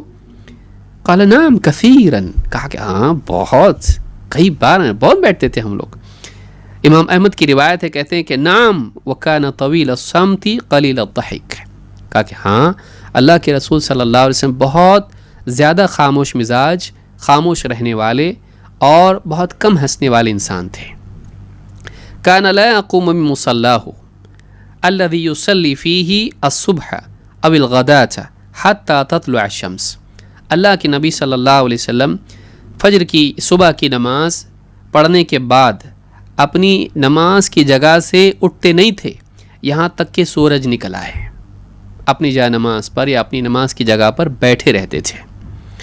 فَإِذَا طَلَعَتِ الشَّمْسُ قَامَ. پھر جب سورج نکل آتا پھر آپ اٹھتے، کھڑے ہو جاتے ہیں، نماز کے لیے اٹھتے ہیں. وَكَانُوا يَتَحَدَّثُونَ فَيَأْخُذُونَ فِي أَمْرِ الْجَاهِلِيَّةِ فَيَضْحَكُونَ وَيَتَبَسَّمُ. اور صحابہ بیٹھے رہتے تھے صبح میں، چاہے وہ یعنی طلوع شمس سے قبل کی بات ہو یا بعد کی. صحابہ بیٹھے گفتگو آپس میں کرتے تھے، جاہلیت کے معاملات بیان کر، میں ایسا کرتا تھا، ایک بار تو ایسا ہوا تھا، اور فلاں کا دیکھیے ایسا ہوا تھا، اور باتیں آپس میں کرتے تھے. مسجد میں بیٹھ کے جاہلیت کی باتیں بیان کرتے تھے اس اعتبار سے کہ دیکھو وہ بھی ایک زمانہ تھا اور دیکھو آج اللہ نے اسلام دیا. تو آج کی زندگی پر شکر کرتے ہوئے جاہلیت کے بعض واقعات بیان کرتے، اس میں ہنسی کی بھی باتیں ہوتی تھی. تو کہتے ہیں وَكَانُوا يَتَحَدَّثُونَ فَيَأْخُذُونَ فِي أَمْرِ الْجَاهِلِيَّةِ. جاہلیت کے زمانے کی باتیں کرتے تھے اور فَيَضْحَكُونَ، اور آپس میں ہنستے بھی تھے کبھی. اور وَيَتَبَسَّمُ رسول اللہ صلی اللہ علیہ وسلم. ہاں اللہ کے نبی صلی اللہ علیہ وسلم بھی بیٹھے رہتے تھے لیکن لوگ ہنستے اور آپ مسکراتے. یہ نہیں کہ کیا بکواس لگا رکھی، نہیں، بلکہ اللہ کے نبی صلی اللہ علیہ وسلم لوگوں کے ساتھ بیٹھتے، دوسرے بھی باتیں کرتے ہیں. یہ نہیں کہ میں ہی بولتا ہوں ذرا سب چپ بیٹھو، جب بھی میں بیٹھوں کوئی نہیں بولے گا مجلس میں، میرے سوا کوئی نہیں بولے گا، نہیں، آپ بیٹھے رہتے تھے. کوئی ضروری بات ہوگی تو کریں گے. یہ بھی نہیں کہ اٹھ کے چلے گئے، یہ میری چیزیں نہیں ہیں تمہاری، تم لوگ تمہاری باتیں کرو، نہیں، میں بہت اعلیٰ انسان ہوں، نہیں. آپ ان کے ساتھ بیٹھتے تھے اور یہاں وہاں کی وہ لوگ باتیں کرتے تھے. ہاں منکر ہو تو آپ روک دیتے، لیکن دنیا بھر کی باتیں ہوتی تھی. پچھلے دیکھو ایک بار ایسا ہوا تھا، ویسا ہوا تھا، باتیں کرتے تھے صحابہ اور ہنستے بھی تھے. اور نبی صلی اللہ علیہ وسلم بیٹھے بیٹھے وہیں بیٹھے رہتے تھے اور آپ مسکراتے رہتے ان کی باتوں پر. تو آپ کھلکھلا کے ہنسنے والوں میں سے نہیں تھے، لیکن منہ پھلائے رہنے والوں میں سے بھی نہیں تھے نعوذ باللہ، بلکہ آپ خوش مزاج انسان تھے. آپ مسکرا دیتے بس، تاکہ لوگوں کو ایسا نہ لگے کہ ہم کوئی غلط تو نہیں کر رہے. نبی صلی اللہ علیہ وسلم کا چہرہ شریعت کے اعتبار سے ماخذ بھی تھا کہ آپ صلی اللہ علیہ وسلم کے چہرے کے ہاؤ بھاؤ آپ کے چہرے کی حالت بتا دیتی تھی کہ ہم سے کچھ اچھا کام ہوا یا برا ہوا ہے، کہیں ہم غلط تو نہیں کر رہے ہیں. غلط بات پہ کبھی آپ خوش نہیں ہوتے تھے، ناراض ہوتے تھے. تو آپ گویا کہ انسیت کا اظہار کرتے تھے، تم لوگ غلط نہیں کر رہے ہو، ٹھیک ہے چلتا ہے یہ. تو آپ بھی ان کے ساتھ شریک رہتے اور خوش مزاجی سے آپ ان کے ساتھ مسکراتے. امام مسلم نے کتاب المساجد و مواضع الصلاح میں اس کو ذکر کیا ہے، حدیث نمبر 670 میں. اب سوچیے کتنا اچھا ماحول ہوگا کہ مسجد نبوی ہے، صحابہ بیٹھے ہیں آپس میں، بات چیت چل رہی ہے، نبی صلی اللہ علیہ وسلم بھی بیٹھے ہوئے ہیں اپنی جائے نماز پہ، اور بس یہاں کی باتیں ہو رہی ہیں، لوگ ہنس بھی رہے ہیں اور آپ مسکرا رہے ہیں. پھر نماز کا وقت ہوگا، ایسے لوگ اٹھے اور نماز میں لگ گئے، یا نماز کے بعد ہو رہا ہے، کیونکہ حدیث میں وضاحت نہیں ہے اس کی کہ نماز سے پہلے تھا یا بعد میں تھا. صہیب کہتے ہیں قدیمت علی النبی صلی اللہ علیہ وسلم وبین یدیہ خبز و تمر. کہتے ہیں میں اللہ کے نبی صلی اللہ علیہ وسلم کے پاس آیا اور آپ کے پاس رکھا ہوا تھا کھانا، روٹی بھی تھی اور کھجوریں بھی تھیں. فقال النبی صلی اللہ علیہ وسلم ادنو کل، ادنو فکل، کہا آؤ قریب آؤ بیٹھو کھاؤ. فاخذت آکل من التمر، تو میں نے کھجور اٹھائی اور کھانے لگا. فقال النبی صلی اللہ علیہ وسلم تأکل تمرا وبک رمد، کہا تم کھجور کھا رہے ہو حالانکہ تمہاری آنکھ میں تکلیف ہے، آنکھ میں تکلیف ہونے کی وجہ سے وہ کھجوریں کھانے سے ہیٹ اور بڑھے گی، تکلیف ہوگی. تو کہا کہ آنکھ میں تو تکلیف ہے پھر تم کھجور کھا رہے ہو. قال فقلت انی امضغ من ناحیۃ اخری، کہا اللہ کے رسول میری یہ آنکھ دکھ رہی ہے، میں یہاں سے کھا رہا ہوں. تو ایسی جو ہے مزاح کے طور پر کہا کہ اللہ کے رسول جس آنکھ سے میں درد ہے وہاں سے نہیں، میں دوسری طرف سے چبا رہا ہوں، اس کو دوسری طرف سے چبا رہا ہوں. قال فقلت انی امضغ من ناحیۃ اخری فتبسم رسول اللہ صلی اللہ علیہ وسلم. ان کی بات سن کے اللہ کے نبی صلی اللہ علیہ وسلم مسکرا دیے. تو یہ آپ صلی اللہ علیہ وسلم یعنی لوگوں کی یعنی مزاح کا ماحول وہاں تھا. صحابی دیکھیے ادب بھی کرتے تھے، لیکن کبھی کبھی اللہ کے رسول صلی اللہ علیہ وسلم کو خوش کرنے کے اعتبار سے، کیونکہ ان کو بھی معلوم تھا آپ صلی اللہ علیہ وسلم کی زندگی کتنی پریشانیوں والی ہوتی ہے، تو وہ کبھی آپ سے ایسی بھی بات کر لیتے تھے جس میں مزاح ہوتا تھا. تو اللہ کے نبی صلی اللہ علیہ وسلم مسکرا دیے. صحابہ بھی خوش مزاج لوگ تھے، جیسے تصویر جلاد لوگ تھے ایک دم غصے والے، ایسے نہیں، وہ جنگیں کرتے تھے لیکن آپس میں خوش مزاج تھے. اشداء علی الکفار رحماء بینہم، کفار کے مقابلے میں بڑے سخت تھے، دشمنوں کے مقابلے میں سخت تھے. جنگ کے میدان میں شہسوار وہی تھے لیکن آپس میں ایک دوسرے سے رحم کا سلوک کرنے والے تھے. ابن ماجہ نے اس روایت کو نقل کیا ہے، حدیث نمبر 3443 پر، حدیث حسن ہے. کبھی کسی مصلحت کی بنیاد پر ناراض بھی ہو سکتے ہیں. شیخ ابن عثیمین رحمہ اللہ فرماتے ہیں ایک آدمی بعض اوقات یہ ہوتا ہے خوش مزاجی اتنی کہ بیوی غلط بات بھی کر رہی، شریعت کی مخالفت بھی کر رہی ہے تو بھی خوش ہے. نہیں بھائی اخلاق سے پیش آنا چاہیے، ڈانٹنا نہیں چاہیے. بچے بے حیائی کر رہے ہیں، گالی بک رہے ہیں اور ناچ گانے کر رہے ہیں، سب کچھ کر رہے ہیں اور یہ خوش مزاجی ہے. نہیں بھائی خوش مزاج رہنا چاہیے، حدیث میں آیا ہے. یہ بے وقوفی ہے، یہ بے دینی ہے، یہ دیوس ہے جو آدمی گھر میں بے حیائی دیکھنے کے باوجود بھی اس پر ناراض نہ ہو، اس کو غصہ نہ آئے. غصہ آنا چاہیے. شریعت کی مخالفت پر غصہ آنا بھی یہ اچھا مزاج ہے، یہ دین ہے. شیخ ابن عثیمین رحمہ اللہ فرماتے ہیں کل معروف فہو صدقہ، ہر بھلائی صدقہ ہے. ولو ان تلقى اخاك بوجه طلق، ولو ان تلقى اخاك بوجه طلق، چاہے خوش مزاجی سے اپنے بھائی سے ملاقات ہی کیوں نہ ہو. وان لقيت اخاك بوجه عبوس فلا ينبغي لك هذا، کہتے ہیں لیکن اپنے بھائی سے منہ پھلا کے ملنا، ناراضگی کے اظہار کے ساتھ غصے میں ملنا، یہ مناسب نہیں ہے. اللہم اذا اقتضت المصلحة ذلك لسبب من الاسباب فلكل مقام مقال، کہتے ہیں ہاں یہ کہہ سکتے ہیں کہ کبھی کسی مصلحت کی بنیاد پر آدمی کو غصے کا اظہار کرنا پڑے، خوش مزاجی کی بجائے انسان کو ناراضگی کا چہرہ بنانا پڑے، تو ایسا مقام ہوتا ہے اور ہر وقت کے لیے الگ الگ بات ہوتی ہے. کبھی عام حالات میں خوش مزاجی ہے لیکن کبھی مقام ایسا بھی ہوتا ہے کہ انسان کو اپنے غصے کا اظہار کرنا پڑتا ہے تاکہ لوگوں کی اصلاح ہو، لوگ ڈر جائیں کہ وہ غلط کام کر رہے ہیں. غلط کام سے روکنے کے لیے انہیں اس طرح بھی کرنا پڑتا ہے. فتح ذو الجلال والاکرام میں شیخ ابن عثیمین نے یہ بات کہی ہے. مثال کے طور پر عائشہ رضی اللہ تعالیٰ فرماتی ہیں انہا اشترت نمرقۃ فیہا تصاویر، انہوں نے ایک تکیہ خریدا جس پر تصویریں تھیں. فلما رآها رسول اللہ صلی اللہ علیہ وسلم قام علی الباب فلم يدخلہ، اللہ کے نبی صلی اللہ علیہ وسلم جب گھر آئے تو آپ نے باہر ہی سے دیکھا کہ تکیہ لگا ہوا ہے اور اس پر تصویر ہے. آپ دروازے پر ہی کھڑے ہو گئے، اندر نہیں گئے. فعرفت فی وجہہ الکراہیہ، حضرت عائشہ کہتی ہیں کہ آپ کے چہرے کو دیکھ کر ہی میں نے پہچان لیا کہ آپ ناراض ہیں. آپ کے چہرے پر ناپسندیدگی کے آثار دیکھ کر میں نے پہچان لیا کہ اب غصے میں ہیں. فقلت یا رسول اللہ اتوب الی اللہ و الی رسول اللہ صلی اللہ علیہ وسلم، کہا کہ اللہ کے رسول میں توبہ کرتی ہوں اللہ تعالیٰ سے اور میں رسول کی طرف واپس لوٹ آتی ہوں. رسول کی بات کی طرف واپس، یعنی کہیں میں دور چلی گئی، دین سے دور ہو رہی ہوں، کوئی غلط راستے پہ تو نہیں نکل گئی، کوئی غلط کام تو نہیں کر رہی ہوں، میں رجوع کرتی ہوں اللہ کی طرف اور رسول کی طرف. ماذا اذنبت، اللہ کے رسول کیا گناہ ہو گیا مجھ سے، کیا غلطی کر دی میں نے. فقال رسول اللہ صلی اللہ علیہ وسلم ما بال هذه النمرقہ، یہ تکیہ کیسا ہے، یہ تکیہ کیسا ہے. قلت اشتریتها لك لتقعد عليها وتوسدها، کہا اللہ کے رسول میں نے آپ کے لیے خریدا ہے تاکہ آپ اس پر بیٹھیں، اس کو ٹیک لگا کے آپ بیٹھیں، اس پر آرام کریں آپ. فقال رسول اللہ صلی اللہ علیہ وسلم ان اصحاب هذه الصور یوم القیامت یعذبون، کہا کہ یہ جو تصویر بناتے ہیں نا یہ لوگ، قیامت کے دن ان کو عذاب دیا جائے گا، قیامت کے دن ان کو عذاب دیا جائے گا. فیقال لهم احیوا ما خلقتم، اور ان سے کہا جائے گا جان ڈالو اس میں جس کو تم نے بنایا تھا، تخلیق کی نہ تم نے، اپنی تخلیق میں جان بھی ڈال کے دکھاؤ. یہ امر تحدید ہے، امر کی قسمیں ہیں کئی، تو یہ امر تحدید ہے، یہ کہ کرو، یہ ڈانٹ کے طور پر ہے.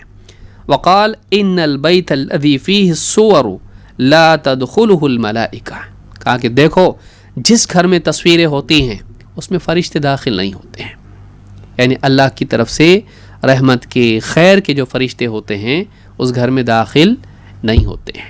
خیر برکت گھر میں کیسے آئے گی، کہا کہ جس گھر میں تصویر ہوتی ہے اس میں فرشتے نہیں آتے ہیں. امام البخاری نے کتاب البیوع حدیث نمبر 2105 اور امام مسلم نے اللباس والزینہ میں حدیث نمبر 2107 پر اس کو روایت کیا ہے۔ اس میں آپ دیکھیں گے کہ اللہ کے نبی صلی اللہ علیہ وسلم گھر آئے اور آپ نے آتے ہی جب منکر دیکھا اپنے گھر میں تو آپ گھر میں بھی نہیں گئے، آپ دروازے پر ہی کھڑے رہے اور آپ کے چہرے پر ناراضگی کے اثرات تھے۔ یہ نہیں کہ خوشی سے ملاقات کر رہے ہیں بیوی سے، یا بیوی نے پوچھا کیا ہے یہ تکیہ کیسا ہے، یہ کہاں سے آ گیا، یہ کیا چیز ہے۔ اب حضرت عائشہ کا جواب دیکھیے، میں نے آپ کے لیے خریدا ہے۔ آدمی کا دل یہی نرم ہو جاتا ہے، اچھا میرے لیے ہے، میرے لیے تب بھی غلط ہے۔ یعنی کوئی انسان اگر آپ کی خاطر کوئی غلط کام کرتا ہے تب بھی وہ غلط ہے۔ آدمی کو یہ نہیں دیکھنا چاہیے کہ میرا بھلا چاہتا ہے، بلکہ یہ دیکھنا چاہیے کہ اللہ کے نزدیک وہ اچھا ہے کہ برا ہے۔ تو اللہ کے نبی صلی اللہ علیہ وسلم نے حضرت عائشہ رضی اللہ تعالیٰ سے ناراضگی کا اظہار کیا۔ کیوں؟ اس لیے کہ شریعت کے احکام جب پامال ہوں تو چاہے کتنا اچھا جذبہ انسان کا کیوں نہ ہو، عمل غلط ہے، اس عمل کو غلط ہی کہا جائے گا۔ دیکھیے نیت کیا ہے، بہت سارے لوگ کیا کہتے ہیں ہماری نیت اچھی ہے تو بدعت اچھی ہو جاتی ہے، نہیں، غلط اچھی نیت سے غلط عمل اچھا نہیں ہو جاتا۔ شریعت کی مخالفت ہو چاہے نیت اچھی ہو وہ برائی ہے۔ حضرت عائشہ کی نیت کتنی اچھی ہے، اس سے بڑھ کے اور کیا نیت ہو سکتی ہے کہ رسول صلی اللہ علیہ وسلم کی خدمت، آپ کی راحت کی نیت ایک مسلمان کرے، کہ رسول کا فائدہ ہو، رسول صلی اللہ علیہ وسلم کو آرام ملے، آپ خوش ہو جائیں، آپ کو راحت ملے۔ نیت کتنی پیاری ہے، لیکن اس نیت کے ساتھ عمل جو ہے اس میں شریعت کی مخالفت ہے۔ تصویر والا تکیہ ہے، جاندار کی تصویر اس پر ہے، تو اللہ کے نبی صلی اللہ علیہ وسلم نے ان کی حسن نیت کو دیکھتے ہوئے عمل کو بھی اچھا نہیں کہا۔ عمل صحیح نہیں ہے، کیوں؟ چاہے نیت اچھی ہو لیکن عمل مناسب نہیں ہے۔ تو اللہ کے نبی صلی اللہ علیہ